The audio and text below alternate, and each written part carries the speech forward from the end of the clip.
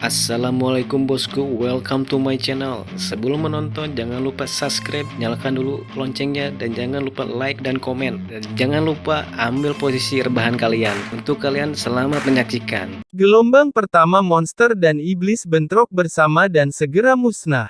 Bagaimanapun, jumlah mereka terlalu kecil dibandingkan dengan pasukan iblis.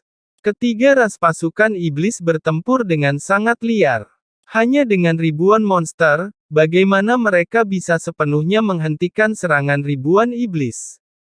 Namun, banyak iblis dari ras iblis liar yang berbaris maju lebih dulu dibunuh oleh monster. Namun, sementara gelombang pertama monster dicabik-cabik oleh iblis, gelombang kedua monster yang dipanggil muncul kembali. Itu juga lebih dari ribuan monster, tapi kali ini kualitas monster bahkan lebih baik dari gelombang sebelumnya. Hanya sejumlah besar sihir yang dilepaskan yang dapat dilihat yang kemudian bergegas di depan ras iblis liar dan mendorong mereka kembali. Jumlah korban iblis juga meningkat. Hingga saat ini, ras mata iblis di belakang belum sepenuhnya menyusul dua ras lainnya. Gelombang kedua diikuti oleh gelombang ketiga. Tiga gelombang monster menyerang, dan serangan iblis telah sepenuhnya dilawan. Semangat awal mereka terkandung, dan tidak mudah bagi mereka untuk berurusan dengan monster ini dengan rasio 1 lawan 30. Pada saat yang sama ketika pertempuran di tanah dimulai, ras iblis burung di langit telah tiba. Kekuatan individu ras iblis burung bahkan lebih tinggi daripada ras iblis liar, dan jumlah total ras iblis burung sebanyak 10.000. Jika bertarung menggunakan angkatan udara, iblis selalu berada di atas angin. Ras iblis burung terbang di depan adalah beberapa iblis burung emas, diikuti oleh sekelompok iblis burung besar, dan kemudian terakhir iblis burung biasa. Mereka seperti awan gelap besar, menutupi ke arah kepala kota sepenuhnya. Mereka disambut oleh sihir magis. Untuk menghadapi iblis yang mendekat, para penyihir dari Benteng Tenggara tidak pernah bergerak sampai sekarang dan sedang menunggu kedatangan angkatan udara iblis. Iblis burung pandai dalam serangan kilat, tetapi hanya iblis yang lebih besar yang bisa melepaskan petir dari tubuh mereka dan menyerang dari jarak jauh. Namun, sihir penyihir manusia jauh lebih jauh jangkauannya daripada serangan mereka. Kuil sihir layak menjadi yang paling kuat kedua di antara 6 kuil. Ketika Li Zengzi menugaskan penyihir, dia mengirim penyihir dengan satu atribut ke 5 kuil lainnya.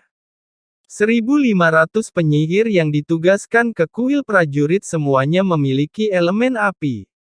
Kekuatan utama adalah pasukan penyihir api yang pernah diperintahkan Lin Xin. Pada saat yang sama, ada 500 penyihir elemen bumi yang dikirim oleh benteng pegunungan Tombal Kuil Penyihir. Saat ini, Benteng Tenggara tidak hanya memiliki 3.000 pemanggil, tetapi juga memiliki sebanyak 2.000 penyihir. Dalam hal serangan jarak jauh, tidak ada orang lain yang bisa membandingkan.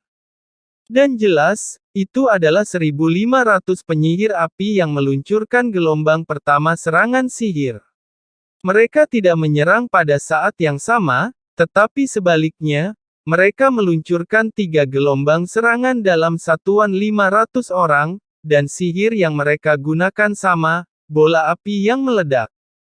Bola api meledak yang paling umum adalah sihir tingkat ketiga, dan penyihir yang bisa menggunakan ini harus setidaknya langkah 3 atau lebih tinggi, jika tidak mereka tidak akan efektif sama sekali di medan perang. Ketika api merah naik ke langit dan terbang langsung ke pasukan iblis, iblis sudah sedikit takut dan mereka bahkan mengira mereka berada di tempat yang salah. Apakah ini masih Benteng Tenggara? Kenapa begitu kuat?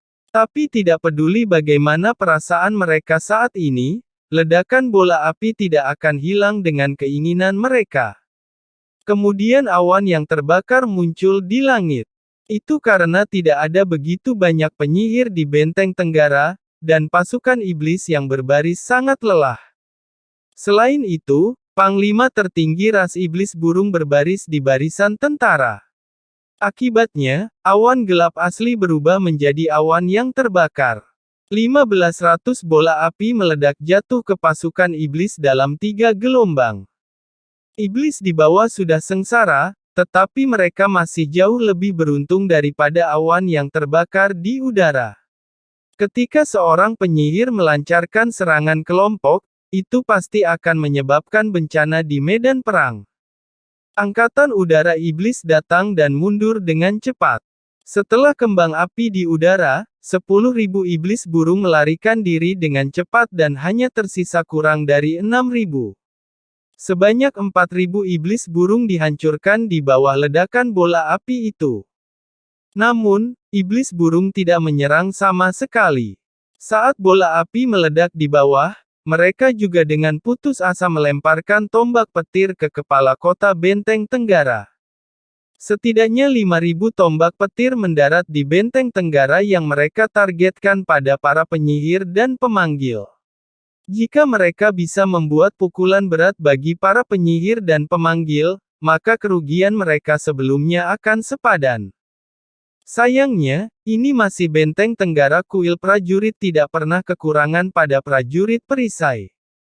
Hubungan antara kuil prajurit dan kuil sihir selalu sangat dekat, dan di masa lalu, kuil sihir mampu mendukung paling banyak 300 hingga 500 penyihir ke kuil prajurit. Belum lagi pemanggil dari kuil jiwa, tidak ada yang dikirim sama sekali. Chen Hongyu terkenal pelit. Tapi sekarang kuil prajurit bisa dikatakan mengganti senapan untuk meriam. Jumlah total pemanggil, penyihir, dan penyembuh mencapai 8.000. Itu semua adalah hal yang paling berharga di hati Qiu Yonghao. Begitu ketiga pemanggil, penyihir prajurit ini tiba di Benteng Tenggara, Qiu Yonghao segera memerintahkan agar mereka bertarung dengan metode berdampingan. Setiap penyihir dilengkapi dengan penjaga prajurit tingkat 5. Padahal, penyihir harus setidaknya langkah 5. Semakin tinggi langkah penyihir, semakin lengkap dia dengan setidaknya langkah prajurit perisai yang sama. Perintah Qiu Yonghao kepada para prajurit perisai ini sangat sederhana, perlakukan para penyihir di sekitarnya sebagai keluarga sendiri dan lindungi mereka dengan segala cara. 8.000 penyihir, untuk apa itu di medan perang? Inilah sebabnya mengapa Qiu Yonghao tahu bahwa Samigina, dewa iblis mayat hidup, akan datang dengan pasukan elit 500.000 iblis, tetapi dia masih terlihat seperti sedang menggosok tangannya dan mengharapkan mereka datang. Kapan kuil prajurit memiliki kepercayaan diri seperti itu? Metode bertarung berdampingan selalu dicintai oleh para penyihir, dan itu juga membuat para penyihir dengan cepat berintegrasi ke dalam keluarga besar Benteng Tenggara. Mereka berbaur dengan para prajurit. Di medan perang, para penyihir adalah tombak paling tajam, dan para prajurit di sekitar mereka adalah perisai mereka yang paling kokoh. Saat mereka menyaksikan tombak petir iblis dilemparkan ke bawah, perisai berat segera mempertahankan seluruh Benteng Tenggara seperti cangkang kura-kura. Semua penyihir bersembunyi di belakang mereka dan benar-benar dikaburkan oleh perisai menara sehingga mereka bahkan tidak melihat penampakan tombak petir. Tombak kemudian memantul dan terlebih lagi, tombak itu memantul langsung ke kota. Salah satu fitur tombak petir iblis burung adalah ia memiliki 4 sayap tetap kecil di posisi belakang tengah, sehingga dapat mempertahankan posisi maju dan turun selama proses lemparan tanpa jatuh secara horizontal. Dan sekarang keempat sayap kecil inilah yang telah menjadi mimpi buruk bagi iblis. Tombak petir yang dipantulkan oleh prajurit perisai secara alami tidak dapat mengidentifikasi teman atau musuh, dan iblis sudah menderita kerugian besar karena memusnahkan ketiga gelombang monster. Mereka kemudian disambut lagi oleh ribuan tombak petir yang jatuh dari langit secara bersamaan. Ini adalah serangan yang terlalu tiba-tiba. Iblis liar berada dalam keadaan gila saat ini, dan jika mereka mengetahui bahwa tombak petir jatuh dari udara ke arah mereka tepat waktu, mereka masih punya waktu untuk menghindari serangan itu. Sayangnya, mereka tidak mengetahuinya karena mereka tidak cukup berkonsentrasi pada situasi. Dari 5.000 tombak petir, setidaknya 2/3 terpental dari kepala kota dan setidaknya 1.000 iblis terbunuh atau terluka di bawah tombak petir ini. Mengerikan sekali. Namun, bagaimanapun juga, iblis liar adalah iblis liar. Setelah mereka dipukul beberapa kali, dan kerugian mereka lebih dari 4.000, mereka masih menyerang benteng Tenggara tanpa rasa takut. Ketika mereka sampai di dasar kota, mereka dengan cepat memanjat tembok kota dengan duri tajam dari lengan mereka. Meskipun dinding benteng Tenggara cukup keras, dengan sedikit bantuan dari paku, iblis liar bisa memanjat lebih tinggi dengan mudah. Melihatnya, tembok setinggi 100 meter telah merangkak padat dengan iblis liar. Dan mata iblis di belakang akhirnya tiba saat ini. Jumlah penyihir mata iblis lebih dari 13.000. Ada banyak iblis yang kuat di antara mereka. Meskipun mereka tidak secepat iblis liar, mereka tidak jauh lebih lambat. Bagaimanapun, mereka semua memiliki 3 kaki. Namun, penyihir mata iblis tidak sebodoh iblis liar. Mereka lihai. Alasan mengapa mereka tidak tiba di medan perang sampai sekarang adalah untuk membiarkan iblis liar menyerang terlebih dahulu, dan ketika mereka melawan manusia di puncak kota, itu akan lebih aman bagi penyihir mata iblis. Angan-angan mereka memang luar biasa. Oleh karena itu, baru pada saat inilah mereka tiba di bawah kota. Kepala seorang penyihir yang kuat dengan 12 mata iblis di kepalanya menjerit. Tiba-tiba, semua penyihir dengan cepat menyebar keluar formasi mereka, dan mata iblis di atas kepala mereka semua diarahkan ke lokasi tembok benteng Tenggara. Mata iblis mereka hanya bisa menembakkan sinar lurus dan menyerang dari bawah kota ke puncak kota, dan efeknya tidak akan terlalu bagus. Namun, komandan penyihir itu sangat pintar. Tujuannya sederhana, untuk menyerang tembok kota secara langsung. Dengan serangan lebih dari 13.000 penyihir mata iblis, bahkan jika dinding benteng Tenggara setebal 100 meter, hanya perlu beberapa serangan terkonsentrasi untuk membuka celah. Dan begitu manusia kehilangan penghalang tembok kota, akan jauh lebih sulit bagi benteng Tenggara untuk melawan 500.000 tentara iblis. Langkahnya tidak kejam. Selain itu, begitu dia muncul, 10 mata iblis di atas kepala penyihir adalah yang pertama menyembur keluar, meninggalkan tanda hitam hangus hingga sedalam 1 meter di tembok kota, yang tidak diragukan lagi merupakan target yang dia tetapkan ke penyihir lain untuk menyerang. Jika para penyihir ini benar-benar diizinkan untuk menyerang berkali-kali berturut-turut, itu akan menjadi pukulan besar bagi benteng Tenggara. Pada saat ini, iblis liar sudah mulai naik ke kepala kota, dan iblis burung di udara juga telah belajar untuk menyebar dengan cepat, dan sedang mencari peluang. Bagaimana benteng Tenggara bisa menghentikan penyihir mata iblis ini? Tentu saja, masih ada jalan. Itu karena benteng Tenggara bukan lagi medan perang hanya kuil prajurit itu sendiri, tetapi medan perang aliansi kuil. Peluit sedih tiba-tiba terdengar di luar kota, dan sebelum penyihir mata iblis mengerti apa yang sedang terjadi, mereka melihat sejumlah besar penyihir mata iblis jatuh seperti gandum. Satu demi satu, sosok-sosok itu dibor dari bawah tanah, membunuh penyihir mata iblis ini dengan gila-gilaan dari jarak dekat.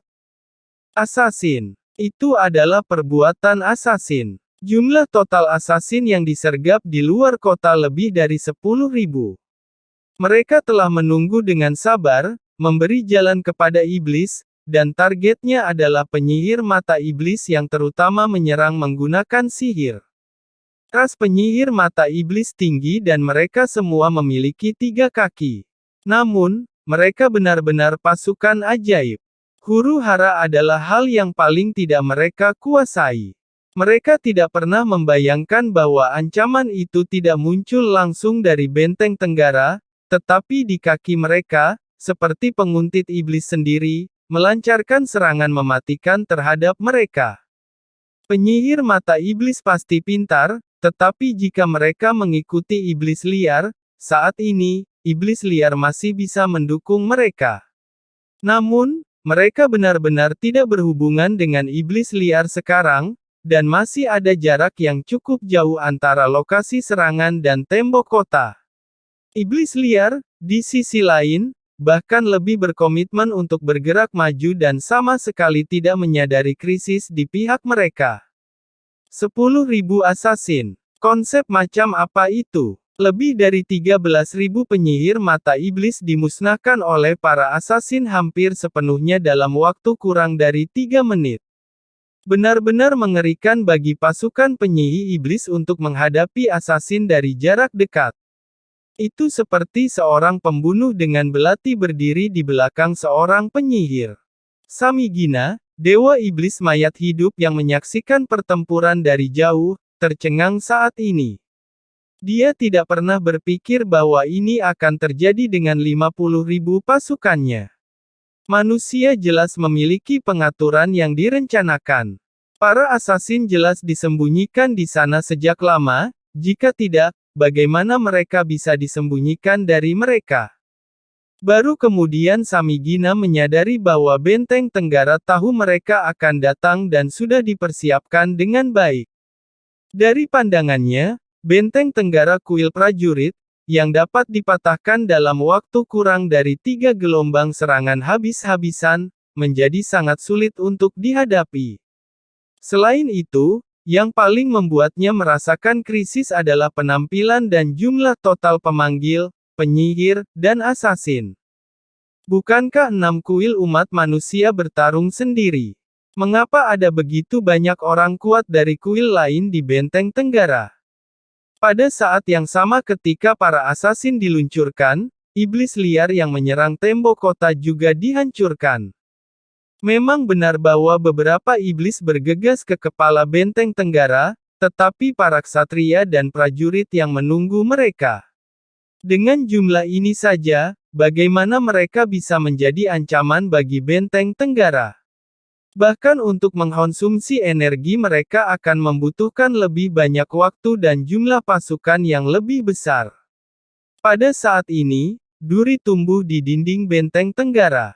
Duri bumi menonjol dari tembok kota tanpa peringatan, dan iblis liar hampir menutupi tembok benteng tenggara saat ini. Di tembok yang begitu lebar dan tinggi, setidaknya 3.000 iblis liar memanjat pada saat yang bersamaan. Dan pada saat berikutnya, ke-3.000 iblis liar dipaku sampai mati di tembok kota. 500 penyihir telah menahannya sampai sekarang, dan mereka akhirnya bergerak. Ketika mayat iblis liar di tembok kota jatuh dengan liar dan pasukan iblis berada dalam kekacauan, 10.000 assassin yang baru saja menyergap penyihir mata iblis mengeluarkan serangan dari belakang. Bersamaan dengan mereka datang ledakan bola api yang jatuh dari langit. 25.000 iblis liar dibakar sampai mati di bawah tembok benteng tenggara. Bahkan Samigina di kejauhan tidak bisa menyelamatkan mereka tepat waktu. Aliran cahaya keemasan terus turun dari kepala kota, menyinari para assassin yang terluka. Dengan perawatan para penyembuh, efektivitas tempur para assassin telah meningkat secara drastis. Kekuatan individu mereka sudah di atas iblis liar, dan iblis liar sudah dalam kekacauan. Dengan dukungan penyihir api dan penyembuh di atas, seharusnya tidak ada kerusakan lebih lanjut pada para assassin. Iblis burung di udara bukanlah orang bodoh, mereka tidak berani mendekati benteng tenggara lagi, yang hanya akan menjadikan mereka target bagi para penyihir di puncak kota. Kurang dari 6.000 iblis burung yang tersisa segera mundur dengan panik. Hanya mayat yang tersisa di luar kota. Sorak-sorai tiba-tiba meledak dari benteng tenggara seperti tsunami dari Qiu Yonghao dan bahkan tentara paling biasa, karena suasana hati dan moral mereka telah benar-benar tersulut. Manusia telah berperang melawan iblis selama bertahun-tahun, dan mereka tidak pernah sebangga sekarang. Jika itu adalah kekuatan asli dari Benteng Tenggara, 50.000 iblis pasti akan menerobos. Namun, tidak mungkin untuk menghadapi serangan darat terbuka ini sepenuhnya tanpa cedera.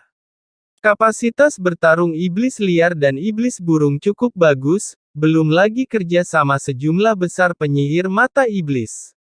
Mereka semua bisa dianggap sebagai elit klan iblis. Namun, kali ini berbeda. Dengan kerjasama tim dari 6 profesi tiap kuil, bahkan para penyembuh tidak banyak bertindak, dan pertempuran sekarang berakhir. Itu adalah kemenangan penuh bagi umat manusia. Iblis liar dan penyihir mata iblis benar-benar musnah, dan klan iblis kehilangan hampir setengahnya. Kerugiannya begitu besar sehingga bahkan Samigina, yang memimpin 500.000 pasukan, sedikit cemas. Ini mendekati 1/10 dari total kekuatan. Meskipun itu bukan kekuatan utama yang sebenarnya, itu juga merupakan bagian yang sangat penting dari kekuatan mereka. Ini adalah keuntungan dari kombinasi 6 profesi dari ke-6 kuil, dan efek kerja sama multi-kelas jauh lebih baik daripada ketika masing-masing 6 kuil bertarung sendirian. Keuntungan dari aliansi baru muncul di medan perang untuk pertama kalinya, yang membuat pikiran 6 orang kuat profesional di Benteng Tenggara ditentukan. Dibandingkan dengan kekuatan keseluruhan, mereka tidak sebagus klan iblis, tetapi di bawah kerja sama 6 profesi tiap kuil, tidak mudah bagi klan iblis untuk menerobos. Dan informasi tepat waktu membuat mereka sepenuhnya siap. Wajah Samigina pucat dan matanya bersinar ganas. Burung nasar iblis berkepala 2 dengan iblis burung, iblis api, iblis serigala, dan iblis macan tutul pergi ke pertempuran membantu mereka. Ras iblis invisible, sembunyikan diri kalian dan kirim pasukan. Saya ingin melihat berapa banyak jebakan yang masih mereka miliki. Banyak jebakan yang masih mereka miliki.